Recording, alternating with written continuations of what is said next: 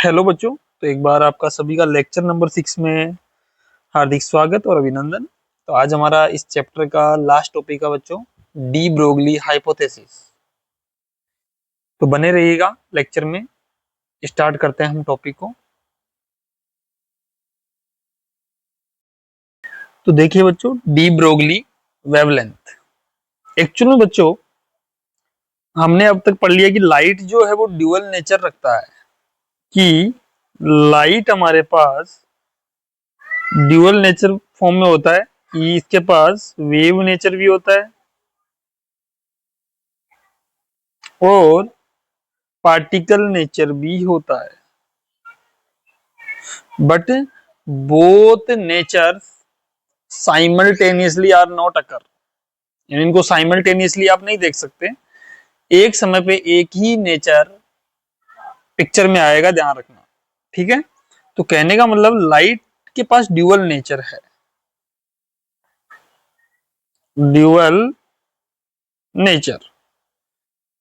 तो de Broglie साहब ने बोला कि भाई जिस प्रकार से लाइट के पास ड्यूअल नेचर है, उसी प्रकार जो हमारे पास मैटर है, मैटर, उस मैटर के पास भी दो नेचर होंगे, कि वो पार्टिकल नेचर में तो है ही है, यानी एक पार्टिकल की बात हो रही है, फिजिकल पार्टिकल की, कि वो पार्टिकल नेचर में तो है ही है, लेकिन उसके पास वेव नेचर भी होगा। ऐसा हाइपोथेसिस किसने दिया? डी ब्रोगली ने। और ऐसा उन्होंने एक्सपेरिमेंटली देखा, जब इलेक्ट्रॉन का डिफ्रैक्शन, वो इलेक्ट्रॉन का जो डिफ्रैक्शन प्रैक्टिकल जब परफॉर्म कर रहे थे, उस टाइम में उनको एक इलेक्ट्रॉन के साथ एसोसिएटेड एक वेव जो है दिखी। वहीं से उन्होंने ऑब्जर्व किया कि वास्तव में किसी भी मैटर पार्टिकल के साथ में एक वेव एसोसिएट होती है। तो वहीं से उनका एक स्टेटमेंट आता है कि each moving particle has associate a wave, यानी हम कह सकते हैं कि मैटर भी कैसा होता है बच्चों? ड्यूअल नेचर रखता है। अब देखो, मैं कहूं आपको कि लाइट हमारे पास वेव नेचर में है ऐसे, ठीक, तो हम इसको पार्टिकल नेचर में बोल सकते हैं। हमने देखा भी, हमने फोटो इलेक्ट्रिक इफेक्ट को एक्सप्लेन भी किया पार्टिकल नेचर की हेल्प से। तो हमारे पास ये वेव है और ये पार्टिकल है। तो फोटोन है, फोटोन की एनर्जी कितनी होती है? E equal to h nu. यहीं से हमने देखा था, एनर्जी को और भी हम टर्म में लिख सकते हैं, एच सी बाई लेमडा। और यहीं से हमने मोमेंटम भी लिखा था, H by lambda. H by lambda लिखा था फोटोन का मोमेंटम। ठीक है, ये वेव है और ये पार्टिकल है। इसी प्रकार मैटर के पास भी क्या है? सपोज करिए, इसकी बात कर रहा हूं मैं, ये कोई फिजिकल पार्टिकल है जो v वेलोसिटी से मूव कर रहा है, मास m है, इसका मोमेंटम कितना हो जाएगा? mv। तो डी ब्रोगली ने बोला ये जो पार्टिकल v वेलोसिटी से चल रहा है, उसके साथ एक वेव एसोसिएट होगी, और उस वेव का जो लेंथ है उसे हम डी ब्रोगली वेवलेंथ बोलेंगे, वेवलेंथ को। समझे बात को? और इसको उन्होंने कैसे डिफाइन किया? Lambda equal to h by p. ये यहीं से निकल के आया, देखो, दोनों को अगर आप लैम्डा को ऊपर ले जाओ, पी को नीचे ले आओ, that is known as de Broglie wavelength. तो प्यारे बच्चों, ये पूरी कहानी थी कि एक्चुअल में डी ब्रोगली क्या करना चाह रहे हैं, कि जिस प्रकार से लाइट ड्यूअल नेचर एस्पेक्ट रखता है अपने पास, उसी प्रकार से मैटर के पास भी ड्यूअल नेचर एस्पेक्ट होता है। इट मींस वो कहना चाह रहे हैं कि नेचर लव्स सिमेट्री, नेचर में सिमेट्री होती है। कि लाइट और matter, light is the form of energy और मैटर भी is the form of energy, तो E equal to mc square होता ही हमारे पास। तो मैटर ही क्या है? एनर्जी, और एनर्जी ही क्या है? मैटर। तो वहां से इन्होंने ये आइडिया लगाया, और ऐसा प्रैक्टिकल में इन्होंने देखा कि वाकई में ऐसा हो रहा है। तो यहां से उन्होंने फिर एक अपना अपना हाइपोथेसिस दिया। चलिए हाइपोथेसिस की तरफ चलते हैं। आप इसको लिख लीजिएगा कहीं पे, एग्जाम में लिखने का जरूरत नहीं है इनको, है ना। ये पार्ट मैंने उनकी ओनली आपको समझाया है, एग्जाम में क्या लिखना है वो देखो। यहां से आपको स्टार्ट करना है बच्चों। डी ब्रोगली हाइपोथेसिस, फटाफट देखो। According to this hypothesis each moving particle has associate a wave, this wave is known as matter wave. यानी ईच मूविंग पार्टिकल, जो भी पार्टिकल मूव कर रहा है ना बच्चों, हम भी मूव कर रहे हैं, हम भी एक पार्टिकल ही है, फिजिकल पार्टिकल, हमारे साथ भी एक वेव एसोसिएट है, बट हमारा मास बहुत ज्यादा है। तो बच्चों आगे एक बात लिखवाऊंगा मैं कि for higher masses de Broglie wavelength is very less. तो वेवलेंथ जब बहुत छोटी हो जाएगी ना बच्चों, तो हम उसको देख नहीं पाएंगे, हमारी आंखें उसको मेजर नहीं कर पाएगी, देख नहीं पाएगी।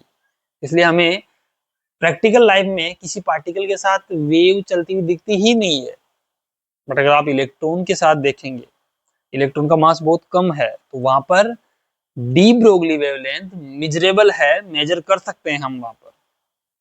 ओके, तो each moving particle has associate a wave, this wave is known as matter wave और डी ब्रोगली वेव।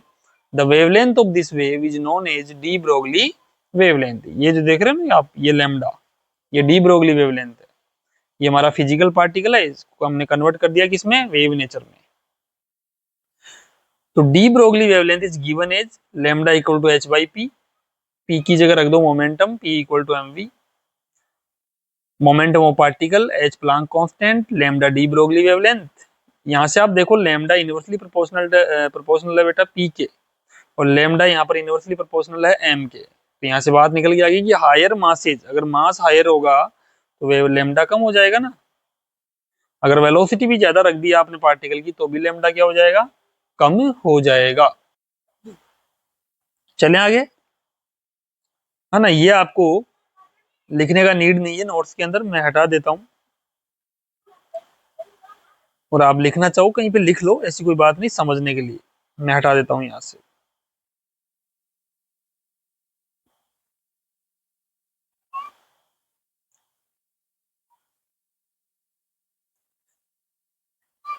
चलिए अब इंपॉर्टेंट पॉइंट्स हमारे सामने हैं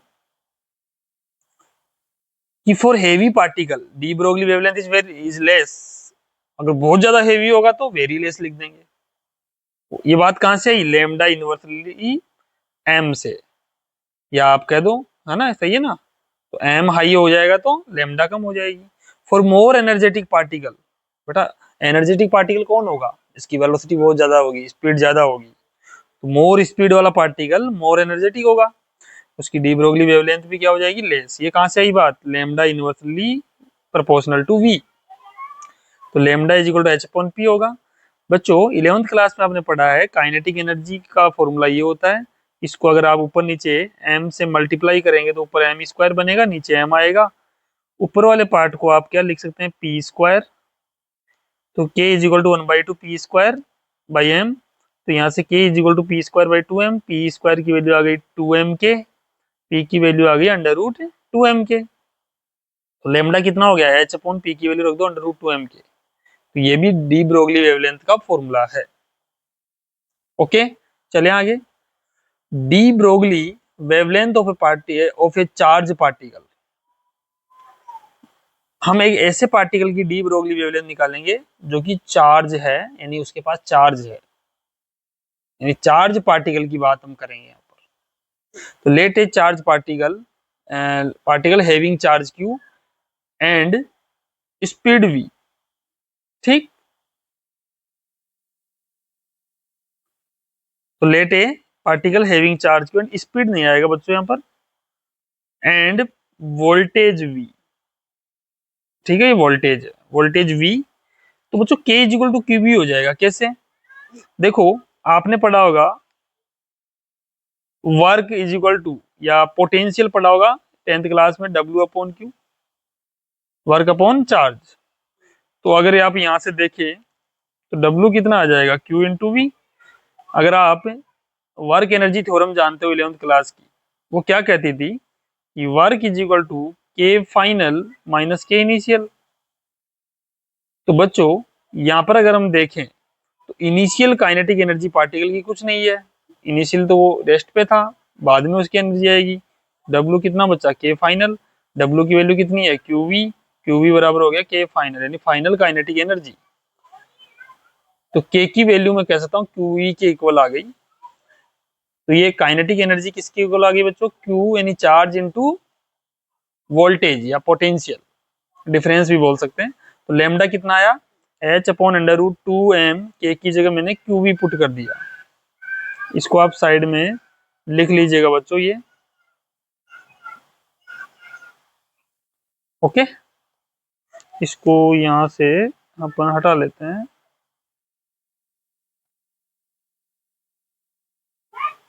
ठीक है। चार्ज ऑफ पार्टिकल, स्पीड नहीं है ये, पोटेंशियल या वोल्टेज ऑफ लिख दो, वोल्टेज देगा आपको जनरली वो, वोल्टेज ऑफ पार्टिकल है ना, वोल्टेज है हमारे पास। अब बच्चों कुछ चार्ज पार्टिकल हम जानते हैं सभी, जैसे कि इलेक्ट्रॉन हुआ, प्रोटॉन हुआ, अल्फा पार्टिकल हुआ, ड्यूट्रॉन हुआ। इनके डायरेक्ट फॉर्मूले आप लर्न रखे हैं बच्चों, इनको कैलकुलेट भी कर सकते हैं। एच का वैल्यू आप पुट करो, टू तो है ही, एम किसका, इलेक्ट्रॉन का मास, यहाँ इलेक्ट्रॉन का चार्ज आएगा, वोल्टेज हमारे पास क्वेश्चन में गिवन रहता है। ये सब वैल्यू पुट करेंगे तो इलेक्ट्रॉन के लिए निकल के आएगी 12.27 अपॉन रूट वी एंगस्ट्रॉम। ऐसे प्रोटॉन के लिए आती है 0.286 रूट वी, वी फिर याद रखना स्पीड नहीं है वोल्टेज है, एंगस्ट्रॉम। अल्फा पार्टिकल के लिए होती है 0.101 root v angstrom. Deuteron particle के लिए 0.20 रूट वी एंगस्ट्रॉम। इसका जस्ट डबल होता है, देखो ये तो, ठीक है बच्चों। तो यहाँ पर हमारे पास इस प्रकार से डी ब्रोगली वेवलेंथ का ये चैप्टर आपका कंप्लीट होता है। और देखो बच्चों एक चीज बता देता हूँ मैं, ये जो पार्ट है ना आपके ये वाला, ये सारा ना चार्ज पार्टिकल वाला, ये आपके एनसीईआरटी में नहीं है। लेकिन बच्चों कई बार मान लीजिए क्वेश्चन आ ही जाए तो हमें पढ़ना पूरा है ना, थोड़ी बहुत अगर एक्स्ट्रा चीजें पढ़ भी लेंगे तो कोई दिक्कत नहीं होगी आपको, ठीक है। तो ये आपका लेक्चर यहीं पर एंड करते हैं। तो हमारा ये चैप्टर बच्चों फिनिश हो चुका है, कंप्लीट हो गया है चैप्टर। तो हम अगले इस लेक्चर में बात करेंगे इसके शॉर्ट नोट्स कैसे बनाने हैं, आपको शॉर्ट नोट्स बनवाऊंगा मैं, साथ में फिर हम इसके न्यूमेरिकल भी करेंगे। तो अभी अपन इसके 2 से 3 लेक्चर और लेंगे इस चैप्टर के, उसके बाद में हमारा चैप्टर पूरा फिनिश हो जाएगा। वैसे चैप्टर थ्योरीली कंप्लीट हो गया है, कोई दिक्कत नहीं है। अब हमारा न्यूमेरिकल और शॉर्ट नोट्स बनाने हैं इसके अपने को, ठीक है। तो okay, thank you for watching this lecture and love you all my dear student, thank you.